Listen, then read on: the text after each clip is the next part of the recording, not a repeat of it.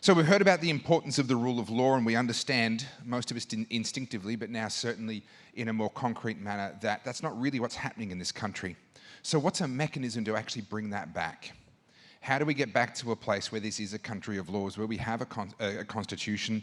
And I put it to you that one of the ideas that we need to consider is a very boring sounding idea called jurisdictional competition. Trust me, it's a lot more interesting than it sounds. And the people that I have selected to be able to elaborate further on that is Dr. John Humphreys, who you already know, and also Xavier Boffa. I'm going to hand over the microphone and let you two take it away.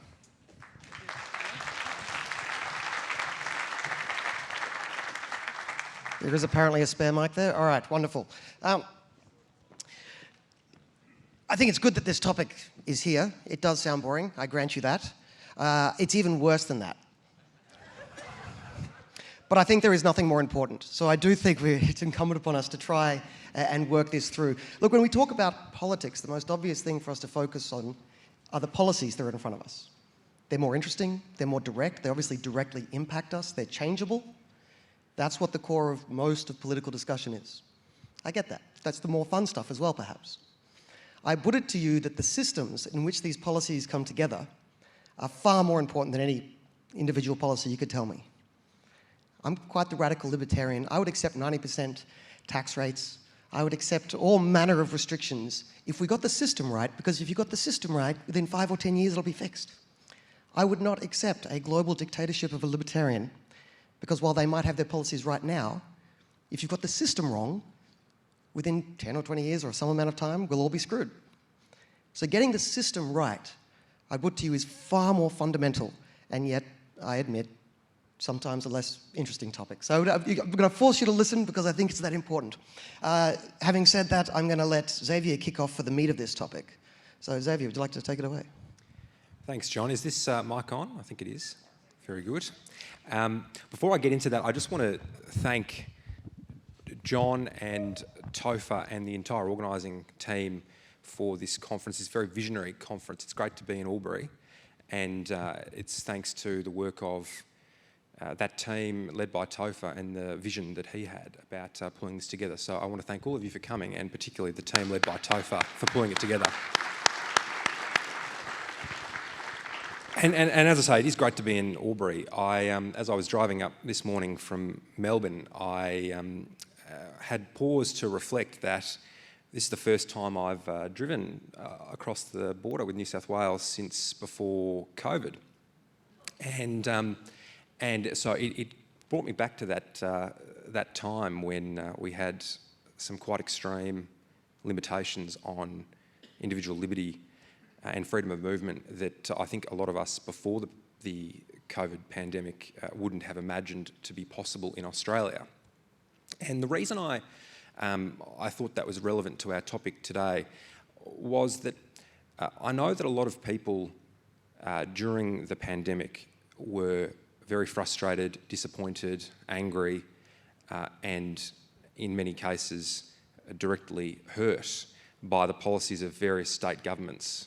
And there was a lot of frustration directed towards particularly state premiers who decided that they would become the stars of the show over that sort of 2-year period. And I know that a lot of people who believe in freedom and limited government and individual liberty during that COVID experience asked the question, why can't the Prime Minister, why can't Scott Morrison, who's meant to be a Conservative, why can't he just come in and stop these state premiers from doing what they're doing, from shutting the borders, from stopping pregnant women from New South Wales going to nearby hospitals in Queensland, or preventing people from going to their parents' funerals and things like that? Why can't he just step in and stop it? And I understand that sentiment, but I want to make the case to you today that federalism, although it's not a perfect system, is a system that promotes a limitation on government power, promotes better policy outcomes, and promotes individual liberty. And the counterfactual I want to pose to you all is, bearing in mind what I've just said about the frustration people had, the counterfactual is if we had a centralist government with only one federal government making all the decisions about the pandemic response, just imagine if Daniel Andrews were the Prime Minister of Australia. Is that really a better system than the one we had, which was certainly not perfect, but I think for people in Queensland and people in Western Australia who didn't have the same experience that people like I did in Melbourne, and many of you, I think all of you probably would rather have lived in those states than lived in Melbourne, and I think most Melburnians would have rather be where you were than under Daniel Andrews. So to have a national approach by a single authoritarian central government, I think is not what people really, if they thought about, would like. I just want you to promise me you'll never say Prime Minister Dan Andrews again. That's I don't want to have to hear that. No, I think that is a good counterfactual for people to have to think through when they notice that a decentralized system is imperfect, and it is. You've got to compare it to the alternative available, not utopia. I want to give a slightly different way of framing this topic. Whatever political system you have is going to rely on some sort of system for political incentives for the political decision makers. And basically there's three options. The most common option considered in most left-wing pol sci departments at university is just trust the wisdom and benevolence of politicians and bureaucrats. I kid you not, that is the baseline assumption of most pol sci, political science. It is quite odd. Now, that can work because some politicians are good. That's true. There's been good politicians and bad politicians. It's not a very good long-term plan, though. Just rely on the wisdom and benevolence of all future politicians. So not a great long-term plan. So we've come up with a slightly better system, and some bright spark gave us democracy. Now, democracy has its virtues, but one of the virtues isn't necessarily that it leads to discipline on politicians with regards to good policy. It leads to discipline towards less corruption, and it allows us to change governments without having wars. There's a bunch of virtues to democracy. But the study of public choice theory leads us to the uncomfortable conclusion that the main political dynamic, the political incentive faced by politicians, is to run fear campaigns and offer false promises. That's like the how-to guide of how to get elected, how to get 50% plus one. We can say it's something else, but realistically that's the system that works. So I'm not trying to say let's not have democracy. I'm saying we need a system of incentives and to put discipline on politicians. I said there's three options. The first one is just trust them. No thanks. The second one is vote. Nice, but it doesn't work. The third one is jurisdictional competition, which sounds boring, but you'll notice there's three options and the first two don't work. So this is kind of important. And the issue there is competition. And we kind of understand this in the world of business, right? In the world of business, a businessman would love to just have infinitely high prices and all the customers in the world and make a quadrillion dollars. What puts discipline on them? Competition. If their prices are too high, they lose customers. If the quality is too poor, they lose customers. That's the discipline that are put on businesses. That's the only discipline long-term that works, and that's the discipline we need to put on politicians if we want to align their incentives with ours. And that's where you get this jurisdictional competition idea. If they introduce policies that are too bad, people and capital have to be able to leave. And if the people and capital can leave, that incentivizes them to have to do the right thing even if they don't want to. Like if politicians want to do the right thing, we don't have a problem. What incentives can we put in place to make them do the right thing even when they don't want to? So what's the consequence of this? Writ large, this is a bit theoretical, writ large, the consequence is firstly, and I don't think I'll have to twist your arms to get you to agree with this, globalism is bad. So that's one consequence here, because globalism is political centralization writ large. Just one centralized answer. There is no competition left. No political, no jurisdictional competition left. That is a diabolical outcome. So firstly, you decentralize political power from the global level to the national level. Then decentralize from the national level to the state or regional level. And thirdly, if you want to keep going, decentralize from the regional level down to the community and family level. Now, the one that makes the most sense for us to talk about here in the context of Australia is the middle one. I very much agree with the first and third one. Right? No globalism, give more power to community and families. But this one of decentralizing from the federal to the state, which is your apt example, kicked us off at.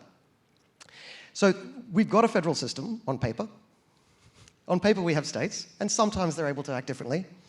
I would say that, I'm keen for your take on this, or disagreement perhaps, could be fun. We've got a federal system on paper, it could work so much better. And I'd say there are two obvious things that we could do to tweak that, and if we tweaked it, so many good outcomes would follow, I believe. The two things are, firstly, we haven't got a proper federal system because the power of money still rests in Canberra. Right? The power of spending the pocket money can rest with the premiers, but the power of handing out the pocket money still resides with Papa Canberra. And if you control the money, you still have a lot of power. If they decide, I'm going to give you a slightly different cut of GST this week, I'm going to give you slightly different grants if you behave differently. You know, Canberra is the parents and the states are the children. Oh, hello, Topher, you're waving? Yeah. And to some degree, because of this centralisation of financial power, the states act as basically a bureaucratic arm of the federal government. That's not jurisdictional competition. That's not federalism. So one thing we need to fix is actually getting that power down to the states. There's various ways to do that. We might be able to dive into them. But the second solution, how could we improve our federation? One, decentralise properly. Two, the whole benefit of jurisdictional competition comes from competition. You want to improve it? More competition. Right? How do you get more benefits from jurisdictional competition? You want to have more competitors, lower barriers to entry so that more people can create options. And ideally, you'd like to have smaller regions. So what I'm talking about here is the possibility of more states. And a little factoid for you, when Australia was started, I can't remember the exact ratio, but there was a ratio of how many states to how many people. If we had that same ratio today, we'd have more than 30 states. Yet we've stuck stubbornly with 6. Now, I'm not saying we have to go to 30. Of course, 50 would be better. No, I don't really mind what the number is. But the point is, if we want to improve our federation, those are the two ways to go. How can we properly decentralise? And how can we get more competition? So I've ranted for a while here. Xavier, why don't you butt in? Well, John, I think Topher mentioned before, I'm the Executive Director of the Samuel Griffith Society, for those who don't know me. And so federalism, and particularly the concept of competitive federalism, is something in which I'm very interested. And I think in the context of jurisdictional competition, it makes sense to me to look at it through that lens, competitive federalism. And I think the important part in terms of what I said before about better policy outcomes, where it comes to the states, is you have the ability for states to act as policy laboratories and to experiment with different policy outcomes, and then for you to see, to observe the consequences of those policy experiments in real time, rather than having one government with all the power making decisions that are uniform across the whole jurisdiction. And I think the classic example of that is the case of death duties, which of course we don't have today, but we did have not that long ago. And it was only when Queensland abolished death duties that we started to shift that discussion in Australia. And we saw that people supported that policy and voted with their feet. So you mentioned movement of people and capital. Well, I think movement of people is a very important feature of jurisdictional competition, and that's why I think it's a very relevant principle to a federal system like ours and the benefit of a federal system like ours. Obviously I agree with you that the national and local levels are also important, but I think the states have a very important role to play because there is the ability for people to say, we support this policy, we don't support this policy, we want to move. And so we saw that after the COVID pandemic. We saw people fleeing Victoria to move to Queensland. But we saw that as well with death duties. When Joh Bjelke-Petersen abolished death duties, people moved to Queensland. So I think that's something that is a very important aspect of competitive federalism. I think the money aspect you mentioned before is a barrier that we have to deal with now. But I think the flip side of that is that the ability for people to move is part of the solution. Well, you don't have competition without people being able to choose the alternative, right? So if you're offering two options but you can only pick one, that's not really competition. So yeah, being able to move both yourself and your capital is fundamental. By the way, Topher, do you know of anyone who left Victoria after the policies? Just theoretically, hypothetically. The example of death duties is the one commonly cited. There are plenty of examples. I mean, Switzerland is the only European country that hasn't grown their size of government over the last 100 years. All of the others have doubled and tripled their size of government. What is different about Switzerland? The canton system. They have sort of significantly decentralised most of their decision-making down to their equivalent of states or provinces, which are much smaller than ours, and they have more of them. Good thing. That's not the only example. The Joe Boffa-Peterson example in reverse, where one state abolished taxes, the other had to copy. Petrol taxes used to be done at the state level. And when they're at a state level, they were much lower because the different states were competing with each other. Then the High Court ruled, I think in error, that the states couldn't have petrol taxes. It was centralized with the federal government, and petrol prices have been going up a lot ever since. So there's lots of examples of this. So I kind of said before competition works. I was hoping with my example with business, I would just, you trust me, right? Trust me. I'm an economist. What could go wrong? Trust me. But yeah, there's plenty of examples to back up the idea that competition actually does work, including that Joe Boffa-Peterson point. I think it goes beyond, though, a policy around tax and economic policy. It also is very relevant. Jurisdictional competition or competitive federalism is very relevant to what you might describe as morality policy.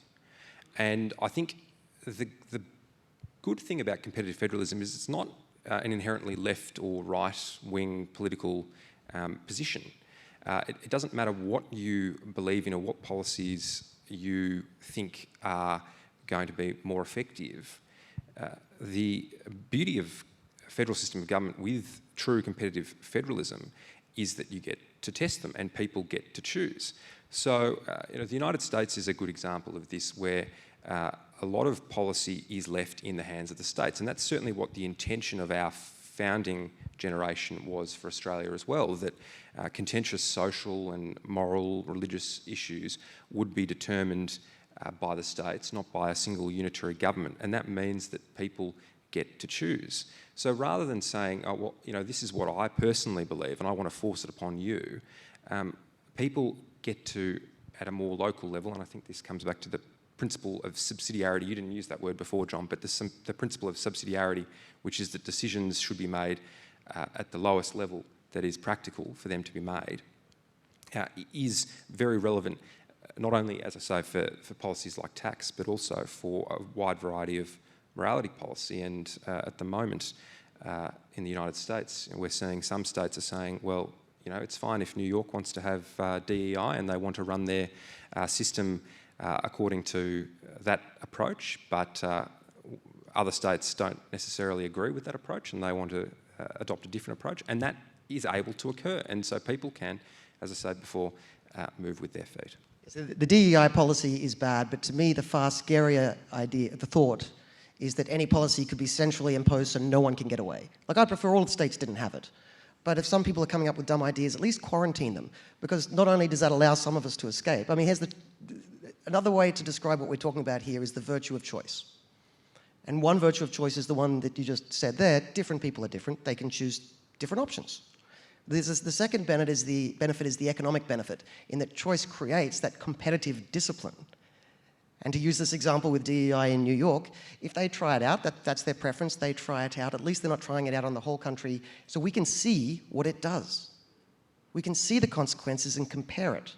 And if it doesn't stack up, it's easier to isolate it, observe it, and get rid of it. If you impose it on the whole country, it's harder to spot the mistake, it's harder to admit the mistake, and it's harder to get away from the mistake. So this idea of, look, policy experiments, sometimes that scares people when they hear it. They say, I don't want to be experimented on because you'll make mistakes. True. They'll make mistakes. Decentralized governments will make mistakes. All governments will make mistakes. All people will make mistakes. All systems will make mistakes. The debate should not be about how can we find who is going to make fewer mistakes or more mistakes. It should be about which system helps you to identify and fix the mistakes quicker. Which system helps you identify and fix the mistakes quicker? And competition is the best system we have yet discovered in any scenario. On the economic front, better to have competition than monopoly. On the political front, better to have competition than just trust in the wisdom and benevolence of our dear political overlords. Are they still here somewhere, our dear political overlords? Except for those four. I mean, they're the examples of the good politicians, so that's fine.